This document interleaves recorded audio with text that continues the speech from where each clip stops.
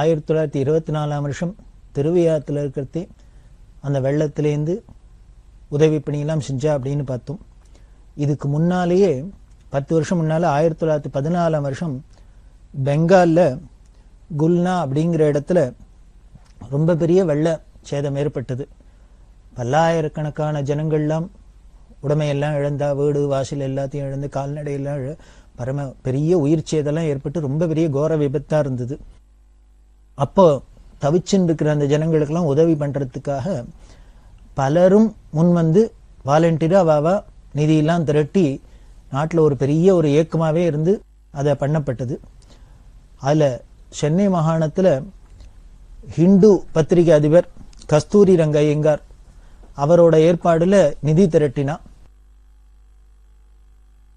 அந்த நிதி திரட்டுறதுக்காக அவர் என்ன பண்ணினார், தன்னோட ஹிந்துல விளம்பரம் கொடுத்திருந்தார். எல்லாரும் மனமும் வந்து பொருளுதவி பண்ணணும் இந்த ஜனங்களுக்கெல்லாம் அப்படின்னு.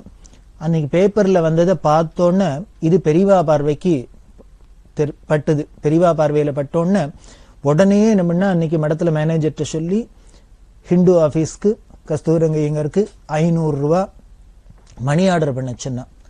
அதாவது 1914 500 ரூபாங்கிறதெல்லாம் பெரிய காரியம், பெரிய தொகை. ஏன்னா ரூபா 1 ரூபா நோட்டு, 5 ரூபா நோட்டு, 10 ரூபா நோட்டு பழக்கத்தில் அதிகமா இல்லாத காலத்துல 500 ரூபாய் பெரிய டொனேஷன் கொடுத்து அனுப்பிச்சா. இது பார்த்த கஸ்தூரி ரங்கையங்க ரொம்ப நெகிழ்ந்து போனார். உடனே அவர் பெரியவாளுக்கு லெட்டர் எழுதியிருந்தார். அந்த பேப்பர்ல பார்த்த அன்னைக்கே உடனே அனுப்பிச்சு மறுநாளைக்கு அவருக்கு போய் சேர்ந்துருத்து. பெரியவாளோட அந்த பிஸி ஷெடியூலுக்கு நடுப்புற அவ வந்து ஒரு ஸ்பிரிச்சுவல் லீடரா இருக்கிறதுனால அவளுக்கு மேடம் இந்த காரியங்கள்லயே அவ இருக்கிறதே. அப்படி ஒரு சமயத்துல பத்திரிகையில வந்து இந்த ஒரு விளம்பரத்தையும் பார்த்துட்டு உடனே அன்னைக்கே தாமதம் இல்லாத பணம் அனுப்பிச்சு வச்சது பெரியவாளோட சமுதாய சிந்தனையும் அவளோட பொறுப்பையும் உணர்த்துறதா இருக்கு. நிஜமாவே எனக்கு ரொம்ப மகிழ்ச்சியா இருந்தது, ஆச்சரியமா இருந்தது. இதை விட பெரிய ஆச்சரியம் என்னன்னா, இது மாதிரி ஒரு விஷயத்துக்காக ஒரு மடாதிபதியிட்டேந்து டொனேஷன் வாங்குறது இதுதான் முதல் தரம் அப்படின்னு பெரியவாளுக்கு பாராட்டி லெட்டர் போட்டு தன்னோட நமஸ்காரம் எல்லாத்தையும் தெரிவிச்சிருந்தார். பின்னால பெரியவா மெட்ராஸ் பக்கம் வரத்தே அவ ஆபீஸ்க்கு போறா, எல்லாம் பண்ணி இங்க பெரியவா விஜயம் பண்றா. ஹிந்துக்கும் இந்த பெரியவாளுக்கும் காமகோடி பீடத்துக்கும் ரொம்ப நெருங்கின தொடர்பு இருந்தது. இந்த கஸ்தூரி ரங்கையங்கார் காலத்திலேருந்தே அது அப்படித்தான் இருந்தது. இது மாதிரிதான் பல சந்தர்ப்பங்கள்ல. இது 1924 அங்க பண்ணான்னா அதுக்கப்புறம் 40-45 வருஷம் கழிச்சு ராமேஸ்வரத்துல ஒரு கடும் புயல் தாக்கித்து. அநேகமா எல்லாருக்கும் தெரிஞ்சிருக்கும். 60s வாக்குல 1960 வாக்குல மிகப்பெரிய புயல். தனுஷ்கோடி அப்படிங்கிற இடம் காணா போற அளவுக்கு மழை பெஞ்சு புயல், சமுத்திரம் கொந்தளிப்பு எல்லாம் இருந்தது. அது நடக்க போறது. அதுக்கு முன்னால பெரியவா என்ன பண்ணினா, இந்த 60ஆம் வருஷம் ஆரம்பத்திலேருந்து எங்கெங்கெல்லாம் யாத்திரை பண்ணாலும், தஞ்சாவூர் ஜில்லாலாம் யாத்திரை பண்ணியிருந்தா, எந்த இடத்துல யாத்திரை பண்ணினாலும் போற இடத்தெல்லாம் யாரை பார்த்தாலும் அவளுக்கு நிலம் இருந்ததுன்னா உடனே ஒரு உத்தரவு, மடத்துக்கு ஒரு மூட்டை நெல் அனுப்புறியா அப்படின்னு. இப்படியே கேட்டுனே வந்தா, மடத்துக்கு ஒரு மூட்டை நெல் அனுப்புறியா, மடத்துக்கு ஒரு மூட்டை நெல் அனுப்புறியான்னு. ஜனங்கள்லாம் பார்த்து ஏதோ பாவம் மடத்துல ஏதோ போறல போல இருக்கு, வேண்டிருக்கு பெரியவாளுக்கு, எத்தனையோ தர்ம காரியம் எல்லாம் பண்றா, அதனால நெல் அனுப்பிச்சிருந்தா. மடத்துல இருக்கிற மேனேஜருக்கு என்ன உத்தரவுன்னா, எந்தெந்த ஊர்ல போய் மடத்துக்கு நெல் அனுப்பு, மடத்துக்கு நெல் அனுப்புங்க, அந்தந்த லோக்கல் மடத்துக்கு அவ கொண்டு சேர்ப்பா. அந்தந்த மேனேஜர்ஸ்க்கு என்ன உத்தரவுன்னா, இப்படி சேர்ற நெல்லை எல்லாத்தையும் உடனே கொண்டு ராமேஸ்வரத்துல சங்கர மடத்துல வைக்கணும் அப்படின்னு, அங்க அனுப்பிச்சிடணும் அப்படின்னு. இப்படியே அங்கங்க சேர்ற நெல் எல்லாம் ராமேஸ்வரத்துக்கு வந்து சேர்ந்துருக்கு. ராமேஸ்வரத்துல அந்த அக்னி தீர்த்தத்துல காஞ்சி காமகோடி பீடத்தோட சங்கர மடம் இருக்கு. ஆதிசங்கருக்கு மிகப்பெரிய 4 சிஷ்யாலோட ஒரு மண்டபம் எழுப்பி அதுல ஆச்சாரியால் பிரதிஷ்டை பண்ணி எல்லாம் பண்ணியிருக்கா. என்ன தட்சிணாம்நாயம் அப்படின்னு இந்த சார்தாம்ல பகவத்பாதால் இந்த ராமேஸ்வரத்துல தட்சிணாம்நாய பீடம் ஸ்தாபிதம் பண்ணினத்தினால அது பல காலகட்டங்கள்ல இது மாதிரி சமுத்திர கொந்தளிப்பு உட்பாதங்கள் இதனாலும் அழிஞ்சு போயிருக்கலாம். அப்புறம் பார்த்தீங்கன்னா வரலாறுல பார்த்தீங்கன்னா டெல்லியிலேருந்து மாலிகாபூர் படையெடுத்து ராமேஸ்வரம் வரைக்கும் வந்து ஹதாஹதம் பண்ணிட்டு தான் நமக்கு ஹிஸ்டரி சொல்றது. அதுல இந்த தட்சிணாம்நாயம் ராமேஸ்வரத்துல இருந்ததும் காணா போயிருக்கலாம். அதெல்லாம் ஞாபகார்த்தமா தான் பெரியவா அப்படி ஆதிசங்கருக்கும் இந்த ராமேஸ்வரத்துக்கும் ஒரு பெரிய தொடர்பு இருக்கிறதுனாலதான் அங்க பெரிய அக்னி தீர்த்தத்துல எல்லாரும் ஸ்நானம் பண்ணி தலையை நிமித்தினோடனே பகவத்பாதா தரிசனம் பண்ணணும் அப்படிங்கிற ஒரு நோக்கத்துல அங்க சங்கர மடம் ஸ்தாபிதம் பண்ணி ஆச்சாரியாளுக்கு பிரதிஷ்டை பண்ணினா, அங்க சுத்திவர இருக்கிற இடத்துல அந்த மடத்துல விஸ்வநாதன் அப்படிங்கிறவர் தான் பார்த்துருந்தார். ராமேஸ்வர விஷு அப்படின்னே அவரை சொல்லுவா. அவர் தான் பார்த்துட்டு இருக்கார். இப்படி அங்கங்க செய்யற நெல்லெல்லாம் இங்க வருது. அவருக்கு என்ன இன்ஸ்ட்ரக்ஷன்னா, எல்லாத்தையும் வாங்கி வாங்கி உள்ளுக்குள்ள அடுக்கி வச்சுக்கணும் அப்படின்னு. பார்த்தா வர நெல்லாம் அடுக்கி வைக்கிற ஒரு ரூம் முழுக்கெல்லாம் ரொம்ப போயிடுத்து. உடனே அடுத்தது இன்னொரு ரூம்ல வச்சா, அங்க வச்சா, இங்க வச்சா, பார்த்தா மடம் முழுக்கலும் நெல் முட்டையா இருக்கு. வைக்கிறதுக்கு இடம் இல்லை, என்ன பண்றதுன்னு தெரியல. அப்படி நெல் சேர்ந்துட்டே இருந்தது. அவர் என்ன பண்ணினார், விஷு மடத்துக்கு லெட்டர் போட்டார் மேனேஜருக்கு. இங்க ராமேஸ்வரம் மடத்திலயோ அதிகமா ஒன்றும் கூட்டம் இல்லை, இங்க ஜனங்களும் அதிகமா இல்லாததுனால இவ்வளவு நெல் இங்க எதுக்கு உபயோகம் பண்றதுக்கு இல்லையே, என்ன பண்ணணுங்கிற அபிப்பிராயத்தில் பெரியவா இங்க அனுப்புறா. அதை கொஞ்சம் கேட்டு சொன்னா பரவாயில்ல, நான் அதை எப்படி விநியோகம் பண்ணணும், எப்படி உபயோகிக்கணும்னு சொன்னா பரவாயில்ல, நான் வாங்கி வாங்கி அடுக்கி வச்சு வீணா பெடாத இருக்கணும் அப்படின்னு. இவர் லெட்டர் போட வேண்டியது, பதிலே வராது. இப்படி பல லெட்டர் போட்டு போட்டு பார்த்தார், பதில் வரல. லெட்டர் போட்டா என்ன வரும்னு, இன்னும் 10 மூட்டை நெல் வரும். இப்படி இவர் பார்த்து பார்த்து பொறுமை இழந்து என்ன பண்ணார், அவர் கிளம்பி வந்துட்டார். நேர காஞ்சிபுரத்துக்கு வந்தார். காஞ்சிபுரத்துக்கு வந்தோன்னா மேனேஜர் CS விஸ்வநாதன் அவர்கிட்ட கேட்டார், என்னமாமா நான் லெட்டர் போட்டுட்டே இருக்கேன், நெல்லு தான் வரதே வழியே பதில் வர மாட்டேங்கிறது, இந்த நெல்லாம் வச்சு நாங்க என்ன பண்றது, அங்க உபயோகம் இல்லையே அப்படின்னு. அப்பா நீ லெட்டர் போடுற, ஆனா நானும் பெரியவாள்கிட்ட தான் போய் சொல்றேன், பெரியவா பதில் சொன்னாதானே நான் உனக்கு பதில் சொல்ல முடியும், லெட்டர் எழுத முடியும், என்ன கோச்சுக்கிறியே, அதனால பெரியவா நான் எப்ப போய் சொன்னாலும் பதில் சொல்ல மாட்டேங்கிறேன், நானும் உனக்கு பதில் எழுத முடியல அப்படின்னு. இப்பதான் நேரம் வந்திருக்கே, வா 2 பேருமா நேரையே போய் கேட்டுலாம் அப்படின்னு பெரியவாள்கிட்ட வந்தா. பெரியவாள்கிட்ட வந்து கேட்டா, இத்தனை நெல் ராமேஸ்வரத்துக்கு என்ன பண்றது, அங்க உபயோகம் இல்லையே அப்படின்லாம். எதுக்காக அனுப்பிச்சான்னு தெரியல அப்படின்னா. உடனே பெரியவா ஒண்ணுமே பதில் சொல்லல. உடனே மேனேஜர் சொன்னார், அங்க ஆள் இல்லாத இடத்துக்கு இத்தனை மூட்டை நெல் வருது, அந்த நெல்லெல்லாம் இங்க வந்தாலும் ஜனங்கள்லாம் இத்தனை பேர் தரிசனத்துக்கு வரா, மடத்துல இத்தனை பேர் சேவார்த்திகள்லாம் இருக்கிறதுனால இங்க உபயோகமாவான்னு இருக்கும், அதனால அந்த நெல்லெல்லாம் இங்க வேணா கொண்டு வந்துட்டா தேவையில்லை, அங்க எதுக்கு அப்படின்னு சொன்னா, நான் இங்கக்கின்னு வாங்கலையே அப்படின்னா. நான் உனக்கு இங்க நம்ம உபயோகத்துக்கு நான் வாங்கலையே அப்படின்னு. சரி அங்க என்ன பண்ண போறது அப்படின்னு பதில் சொல்லல. உடனே கேட்டா, இந்த மேனேஜர் நீ சொல்ல என்ன பண்ணலாம் அப்படின்னு. அவர் பார்த்தார், இவர் நெல்லை கலெக்ட் பண்றது, இவர் இதை எப்படி விநியோகம் பண்ணணும்னு தன்னை கேட்கிறாளே. பெரியவாள்கிட்ட பழகினவாள்லாம் ரொம்ப ஜாகிரதையா தான் மூவ் பண்ணுவா. ஏன்னா பெரியவா என்னம்னா முதல்ல ஆழம் பார்ப்பா, நம்மள்கிட்டயே கேட்டு தெரிஞ்சுக்கிறாப்புல, நம்மளையே அபிப்பிராயம் சொல்றாப்பெல்லாம் பார்த்துப்பா. அவர் பார்த்தார், நான் என்னத்தை சொல்றது, பெரியவா வாங்குற நான் என்னத்தை சொல்றது அப்படின்னு. உடனே அவர் என்ன பண்ணார், இந்த கேட்டதுக்காக சரி இங்கே கொண்டு வர வேண்டாம்னா, அங்கேயே ராமநாத சுவாமி கோவிலுக்கு பல யாத்திரிகள்லாம் வரா. ராமநாத சுவாமிக்கு நிறைய நெல் இருக்க வழி, இப்போ ஒருத்தரும் அரிசி கொடுக்க மாட்டேங்கிறா, நெல் கொடுக்க மாட்டேங்கிறா, அதனால அங்க கோவிலுக்கு வேணா உபயோகமா இருக்கட்டும், அங்க வேணா கொடுத்துடலாம் அப்படின்னு. உடனே பெரியவா சிரிச்சுட்டு, நான் இங்க மடத்துக்குன்னு சொல்லல, ராமநாத சுவாமிக்குன்னு நான் வாங்கல அப்படின்னு. சரி என்ன பண்றது. உடனே விஸ்வநாதன் சொன்னார், எனக்கு அங்க வைக்கிறதுக்கு இடம் இல்லை, பெருச்சாளிலாம் தின்னுடும் போல இருக்கு, வீணா போயிடும் போல இருக்கு அப்படின்னு. பெரியவா அப்படி பதிலே சரியா சொல்லாதனால மேனேஜருக்கும் வந்துடுத்தோ, வைக்கிறதுக்கு இடம் இல்லைன்னா சமுத்திரத்துல கொண்டு ஒப்படா அப்படின்னு இவர்கிட்ட கத்தினார். இப்படி கத்தினா பெரியவா உடனே ஒத்துட்டே கேட்டா, என்ன பண்ணலாம் என்ன பண்ணலாம் என்ன பண்ணலாம் அப்படின்னு கேட்டா, யாரும் என்ன பதில் சொல்ல, ஒருத்தரும் ஒன்றும் பதில் சொல்ல. யாரான ஏதான சஜஷன் சொன்னாலும் அதை உடனே அதுக்கு இல்லையே இதுக்கு இல்லையேன்னு வேற மறுத்து சொல்லிடுறா. இப்படியே முடிஞ்சது. கடைசியில ஏந்துன்னு பெரியவா உள்ள போயிட்டா. இங்கேருந்து விஸ்வநாத ராமேஸ்வரத்துலேருந்து வந்து லெட்டர் போட்டா ஒன்றும் பதில் வரலையேன்னு நேர கேட்டு தெரிஞ்சுக்கலாம்னா இப்ப நேரையும் பதில் இல்லை.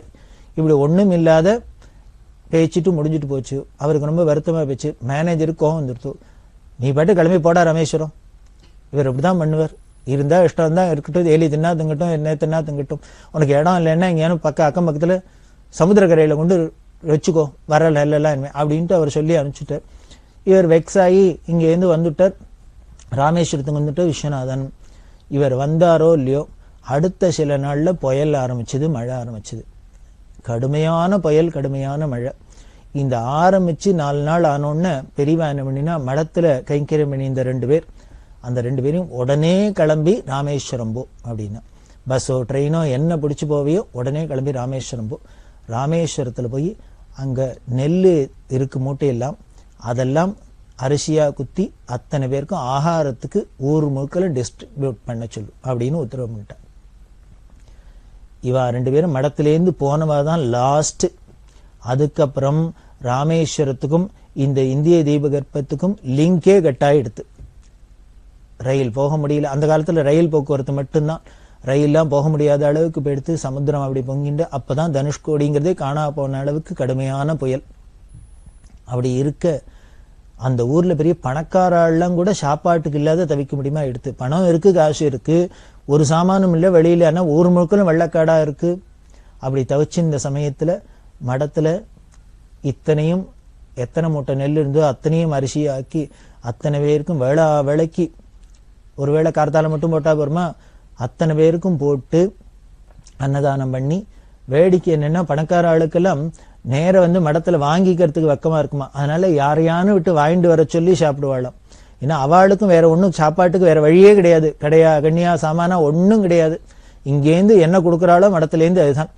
அப்படி பசியாறினா கிட்டத்தட்ட 1 மாசம் போல அத்தனை ஜனங்களுக்கு அந்த தீவுல இருக்க அத்தனை பேருக்கும் சாப்பாட்டுக்கு இந்த பெரியவா சேர்த்த நெல்லு தான் உபயோகமாச்சு. அப்புறம்தான் தெரிஞ்சது, ஓ இப்படி ஒரு உட்பாதம் ஒண்ணு வரப்போறது, அத்தனை பேரும் சாப்பாட்டுக்கு திண்டாட போறாங்கிறதுக்காக தான் போல இருக்கு. பெரியவா அதுக்கு 1 வருஷம் 2 வருஷம் முன்னாலேருந்தே நெல்லு கலெக்ட் பண்ண ஆரம்பிச்சுட்டா, நெல்லை சேர்த்து வச்சா அப்படின்னு. இதான் திரிகால ஞானிங்கிறது. அவளுக்கு தானே தெரியும் பின்னால என்ன வரப்போறது அப்படின்னு. சரி, இப்போ இந்த விஸ்வநாதன் கேட்டார், லெட்டர் போட்டார், மேனேஜர் கேட்டார், அப்போன்னு சொல்லாமலையோ இல்ல பின்னால அதுக்கு ஒரு உபயோகம் இருக்கு, அப்போ உபயோகப்படுத்திக்கலாம் அப்படின்னு சொல்லாமலையோ, அதை சொல்லாத பெரியவா ஏன் மழுப்பணும் அப்படின்னா, அதுதான் ஞானிகள்ங்கிறது. உடனே வாயை விட்டுட மாட்டா.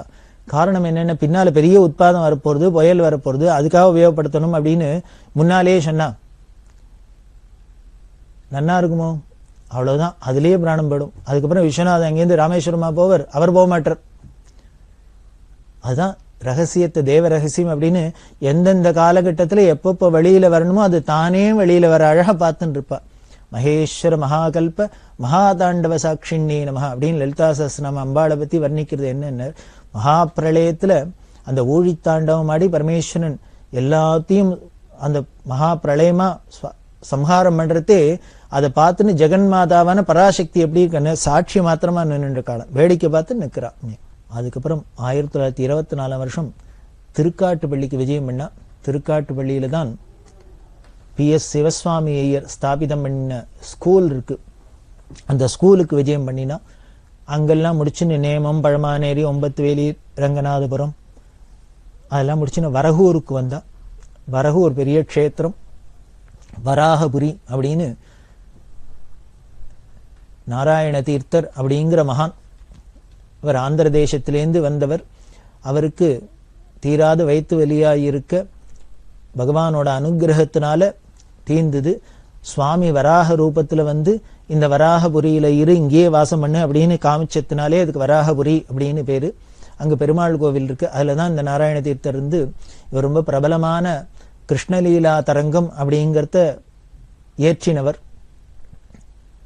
பரம விஷ்ணு பக்தர், அத்வைத சந்நியாசி, பரம அத்வைத சந்நியாசி. அவர் விஷ்ணு பக்தி பண்ணிட்டு தரங்கள்லாம் பாடியிருக்கார், கிருஷ்ண பக்தர். அதுதான் இந்த வரகூரோட விசேஷம். இன்னைக்கு அங்க உரியடி உற்சவம் அப்படின்னு ரொம்ப விமரிசையா நடக்கிறது. கோகுலாஷ்டமி சமயத்துல இந்த வரகூர் உரியடி அப்படின்னு தஞ்சாவூர் ஜில்லால ரொம்ப பிரசித்தம்.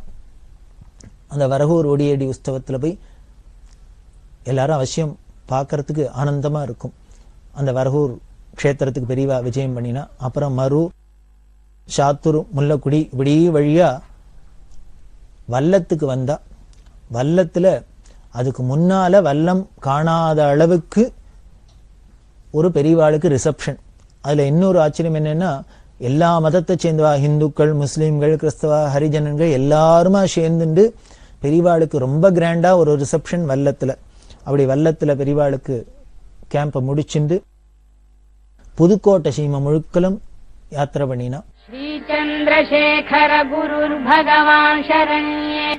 இந்தோனேஷியா பத்தி, இந்தோனேஷியாவில் ஜாவா, பாலின்னு தீவெல்லாம் இருக்கு.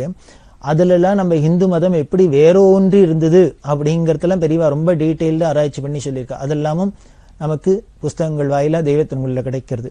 இந்த இந்தோனேஷியாவை பத்தி பெரியவா ஆராய்ச்சி பண்ணி இத்தனை விஷயங்கள்லாம் சொன்னதை பார்த்துட்டு இந்த விஷயங்கள்லாம் கேள்விப்பட்டு பிரபல இந்த பிரயாண ஏற்பாட்டாளர் தாமஸ் குக் அப்படிங்கிறவா என்ன பண்ணினா பெரியவாளுக்கு லெட்டர் போட்டிருந்தா.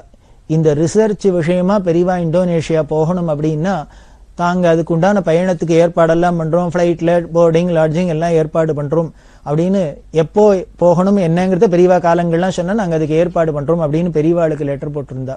எல்லாருக்கும் ஒரே சந்தோஷம், வேடிக்கை, சிரிப்பு. பெரியவா இனிமே எப்போ இங்கேருந்து இந்தோனேஷியாவுக்கு போறா அப்படின்னு. தமிழ் தாத்தா உவே சுவாமிநாதையர், அவரால் தான் இன்னைக்கு தமிழ்ல லிட்ரேச்சர் அப்படிங்கிறதுலாம் ஒண்ணு இருக்குன்னா உவே சுவாமிநாதையரால. அந்த தமிழ் தாத்தா உவே சுவாமிநாதையருக்கு ஒரு கௌரவப்படுத்தணும் அப்படிங்கிறதுனால மதுரை தமிழ் சங்கத்தோட வருஷாந்திர கூட்டத்துல சர் சி.பி. ராமசுவாமியர் தலைமையில உவே சுவாமிநாதையருக்கு தாட்சிணாத்திய கலாநிதி அப்படிங்கிற பட்டத்தை கொடுத்து பெரியவா கௌரவிச்சா. இந்த பட்டத்தை கொடுக்கறதே ஸ்ரீமுகம், 2 ரெட்டை காஷ்மீர் சால்வை, அதோட கோல்டன் ஃபவுண்டன் பேனா, இது எல்லாம் கொடுத்து பிரசாதத்தையும் கொடுத்து சுவாமிநாதையரை கௌரவிச்சு இந்த பட்டத்தை கொடுக்க முடியுமா பெரியவா ஏற்பாடு பண்ணியிருந்தா. அந்த பட்டத்தை வாங்கிட்டு இந்த சன்மானங்கள்லாம் வாங்கிட்டு சுவாமிநாதையர் ரொம்ப உருக்கமா பேசினர். எனக்கு இந்த பட்டத்தை விட எல்லாத்தையும் விட ரொம்ப பெருமையா இருக்கு என்னன்னா, பெரியவா கையால இதெல்லாம் கிடைச்சிருக்கு, இந்த பிரசாதம் கிடைச்சிருக்கே அப்படிங்கறதுதான் எனக்கு ரொம்ப பெரிய பெருமையா இருக்கு, ஆச்சரியமா இருக்கு அப்படின்னு சொல்லி பெரியவாள தமிழ் தெய்வத்தோட அவதாரம் அப்படின்னு அவர் வர்ணிச்சிருக்கார். தமிழ் தெய்வத்தையோட அவதாரம் சாட்சாத் பெரியவா அப்படின்னு சொல்லி. ஏன்னா பல சந்தர்ப்பங்கள்ல நான் பெரியவாள்கிட்ட பேசியிருக்கேன். அவளுக்கு இந்த தமிழ் மொழியில இருந்த ஆர்வமும் அந்த லிட்ரேச்சர்ல இருந்த ஆர்வமும் ஆராய்ச்சிகளும் அவளோட ஆழ்ந்த தமிழ் புலமையும் எனக்கு நன்னாவே தெரியும், நான் அனுபவிச்சவன். அதனால அவ தமிழ் தேவதை அவதாரம் அப்படி எல்லாம் சொல்லி பெரியவாளை ரொம்ப பாராட்டினர். அவர் இன்னொன்னு சொன்னார், தன்னோட 18 வயசுல பெரியவாளோட பரமேஷ்டி குரு இளையாத்தங்குடி பெரியவா அப்படின்னு சொன்னமே, அவளோட சந்திரமௌலீஸ்வர பூஜையெல்லாம் அவர் பார்த்திருக்காராம். சின்ன வயசுல 18 வயசுல அவர் வந்து பார்த்திருக்காரு. அந்த சந்திரமௌலீஸ்வர பூஜை சிவ பூஜையில இந்த இளையாத்தங்குடி பெரியவா பண்றது ரொம்ப அமானுஷ்யமா இருக்கும், அசாத்தியமா இருக்கும். அந்த பில்வத்தை எடுத்து அப்படி அர்ச்சனை பண்ற அழக பார்த்தாலே தெரியும், அதை நேர பார்த்தவாளுக்கு தான் தெரியும். அப்படி ஒரு பூஜையை நான் பார்த்திருக்கேன். அதுக்கப்புறம் அந்த பூஜையை பெரியவா பண்றதே பார்த்தேன். அதே அவ பரமேஷ்டி குரு பண்றாப்பிலேயே இருக்கு அந்த சந்திரமௌலீஸ்வர பூஜை அப்படின்னு. சந்திரமௌலீஸ்வர பூஜை அப்படிங்கிறது காஞ்சி மடத்துல ரொம்ப விசேஷம். ஆதிசங்கர பகவத்பாதாள் கைலாசத்துக்கு போனார். கேதாரத்திலேந்து சூக்ஷ்மமா கைலாசத்துக்கு போய் பார்வதி பரமேஸ்வரால தரிசனம் பண்ணி பரமேஸ்வரனே தன்னோட கையால இந்த 5 ஸ்படிகலிங்கத்தை கொடுத்தார். அந்த 5 ஸ்படிகலிங்கத்தையும் வாங்கின்ற ஆச்சாரியால் அம்பாளோட அனுகிரகத்துல சௌந்தர்ய லகரி அப்படின்னு பரமேஸ்வரனே பண்ணின அந்த ஸ்லோகத்தையும் கொடுக்க அது 2த்தையும் வாங்கிட்டு வந்தார். அப்படி வரத்தே தான் வழியில இருந்த நந்திகேஸ்வரர் சௌந்தர்யலிங்க பிரிய மந்திரசாஸ்திரம் பரமேஸ்வரனே அம்பாள் மேல பண்ணினது, இது பூலோகத்துக்கு போறதாவது மலிஞ்சு போயிடுமே அப்படிங்கிறதுனால ஆச்சாரியால் கையிலேந்து புடுங்கினார் அப்படின்னு சங்கர விஜயம் சொல்லும். அதுல முன்னால இருந்த 40 ஸ்லோகத்துக்கு மேல நந்திகேஸ்வர கை ஆச்சாரியால் கையில வந்தது, பிற்பகுதியில இருந்தெல்லாம் நந்திகேஸ்வர கைக்கு போயிடுத்து. ஆச்சாரியால் வருத்தப்பட பண்ணே பின்னால வந்து ஈஸ்வர ஆக்ஞையில போனா என்ன, போனது நல்லதா போச்சு, நந்திகேஸ்வர எதெல்லாம் பிடிங்கின்றாரோ அதை நீ என்ன பண்ணு, நீனாவே பாடி அதை ரொப்பிடு அப்படின்னு சொல்ல பின்னால இருந்ததெல்லாம் ஆச்சாரியாலே பண்ணி இந்த சௌந்தர்யில 100 பூர்த்தி பண்ணினா அப்படின்னு நமக்கு தெரிய வருது. அப்படி இந்த சௌந்தர்யம் பஞ்சலிங்கங்களையும் ஸ்படிகலிங்கங்களையும் வாங்கிட்டு வந்த ஆச்சாரியால் 5 இடத்துல ஸ்தாபிதம் பண்ணி இருக்கா. நேபாளத்துல நீலகண்ட கஷேத்திரத்துல, பத்ரீக ஆசிரமத்துல, இன்னும் சிதம்பரத்துல, காஞ்சிபுரத்துல, கூடலி சிங்கேரி, இந்த 5 இடத்துலையும் இந்த பஞ்சலிங்கங்களையும் ஸ்தாபிதம் பண்ணினதா பிராச்சீன சங்கர விஜயங்கள்லாம் சொல்றது. அதுல காஞ்சிபுரத்துல இருக்கிறது, ஸ்ரீமடத்துல இருக்கிறது யோக சந்திரமௌலீஸ்வரர். இவரை அர்ச்சனை பண்றவா யோகீஸ்வராளா தான் இருப்பா, இவரை வழிபடுறவாள்லாம் யோகீஸ்வராளா தான் இருப்பா. அதனால யோக சந்திரமௌலீஸ்வரர். இந்த சந்திரமௌலீஸ்வர பூஜை ரொம்ப விவரமா ரொம்ப விஸ்தாரமா நடக்கும். இன்னி வரைக்கும் அப்படிதான் நடந்துட்டு இருக்கு. அந்த பெரியவா எப்படி சந்திரமௌலீஸ்வர பூஜை பண்ணுவா அந்த பாவம் அப்படின்னா ஆச்சரியமா இருக்கும். பெரியவா 13 வயசுக்கு பட்டத்துக்கு வந்தா இல்லையா, முன்னால சொல்லித்தரத்துக்கு குரு இல்ல, அவர் சித்தியாயிட்டர் வந்தா. வித்வான்கள்லாம் சொல்றா இது பெரிய அத்வைத மடம், அப்படி இருந்தா கூட இங்க உலகத்தை உத்தேசிச்சு பூஜை இன்னும் ஜபதபம் எல்லா அனுஷ்டானங்கள்லாம் வைக்கப்பட்டிருக்கு, இதெல்லாமும் ஸ்ரத்தையா பண்ணணும். இப்படி துவைதமா வெளியில காரியங்கள் பண்ணினாலும் உள்ளுக்குள்ள அந்த அத்வைதம்ங்கிறது மறந்து போயிடாத இருக்கணும். பூஜை பண்ற சந்திரமௌலீஸ்வரர் வேற இல்ல, பூஜை பண்ற நாம வேற இல்ல அப்படிங்கிற பாவத்தோட பூஜை பண்ணும். பூஜை பண்ணிட்டே சொல்றமே, தேகோ தேவாலயா ஜீவோ புரோக்தோ தேவா சனாதனா தெஜேத் அஜ்ஞான நிர்மால்யம் சோகம் பாவேன பூஜேத் அப்படின்னு அந்த பாவத்தோட பூஜை பண்ணணும் அப்படின்னு வித்வான்கள்லாம் சொல்லி கொடுக்கிறா. உடனே 13 வயசு குழந்தை பெரியவா கேட்கிறா, பூஜை பண்றதை மட்டும்தானா அப்படின்னு. அந்த சந்திரமௌலீஸ்வரர் வேற இல்ல, நாம வேற இல்ல, சோகம் ஹம்ச சோகம் அப்படிங்கிற பாவம் ஏதோ பூஜை பண்ற இந்த 1 மணி நேரம் 2 மணி நேரம் இருந்தா போருமா, இல்ல 24 மணி நேரமும் இருக்கணுமா? நமக்கு இந்த அனுபூதி அத்வைத ஞானம் அப்படிங்கிறது எப்பொழுதும் இருக்கணும், பர்மனண்டா. ஏதோ பூஜா காலத்துல மட்டும் இருக்கிறது, மற்ற காலத்துல துவைதமா இருந்து நான் வேற உலகம் வேற இருந்துன்னா விபரீதமான இருக்கும். அதனால பூஜா பண்றதை மட்டும்தானா, பூஜா காலத்துல மட்டும்தானா அப்படின்னா அந்த வித்வான் பார்த்தர் இந்த கேள்வியை எதிர்பார்க்கல. உடனே கன்னத்துல போட்டு நமஸ்காரம் பண்ணிட்டு, தப்பு தப்பு தப்பு, பெரியவாளுக்கு நான் சொன்னது தப்பு அப்படின்னு. அவ எப்பொழுதுமே சந்திரமௌலீஸ்வரங்கிற அந்த சோகம் பாவம்ங்கிற பூஜை இருக்கா, ஹம்ச சோகம்னு இருக்கா. அதனால அவளுக்கு போய் நம்ம சொன்னோமே அப்படின்னு அவர் நினைச்சின்றார். இப்படிதான் பெரியவா பூஜை பண்ணி இருக்கா. அந்த சந்திரமௌலீஸ்வர பூஜையும் அதுவும் ரொம்ப விசேஷம். அப்படி இளையாத்தங்குடியில 25ஆம் வருஷம் பெரியவா சாதுர்மாசியம் பண்ணி இருக்கிறது. பக்கத்துல 5 மைல் தூரத்துல குன்னக்குடின்னு இருக்கு. அந்த குன்னக்குடி இடத்துல அந்த க்ஷேத்திரத்துல ஸ்ருங்கேரி ஆச்சாரியால் ஸ்ரீ சந்திரசேகர பாரதி அவர்கள் அவா சாதுர்மாசியம் பண்ணியிருந்தா. 5 மைலுக்குள்ள இந்த பக்கம் காஞ்சி மடாதிபதி, அந்த பக்கம் சந்திரசேகர பாரதிங்கிற ஸ்ருங்கேரி மடாதிபதி 2 பேரும் இருக்க. வித்வான்கள் பக்தாள் எல்லாரும் 5 கிலோமீட்டர் வித்தியாசத்துல இருந்ததுனால இங்கேயும் தரிசனம் பண்ணுவா, இங்கேயும் அனுபவிப்பா, அங்கேயும் போய் தரிசனம் பண்ணுவா, அனுபவிப்பா. அப்படி எல்லாம் பண்ண 2 ஆச்சாரியாலும் ஒருத்தருக்கொத்தர் பரஸ்பரம் விசாரிச்சுண்டு அந்யோன்யமா இருந்திருக்கா அப்படின்லாம் தெரியறது. அப்படி 2 பீடாதிபதிகளும் ஸ்ருங்கேரி ஆச்சாரியாலும் பெரியவாளும் ஒரே இடத்துல இருந்தது 1925ஆம் வருஷம். இப்படி ஜனங்கள் எல்லோருக்கும் பரமபாகியம் கிடைச்சது. அப்போ 25ஆம்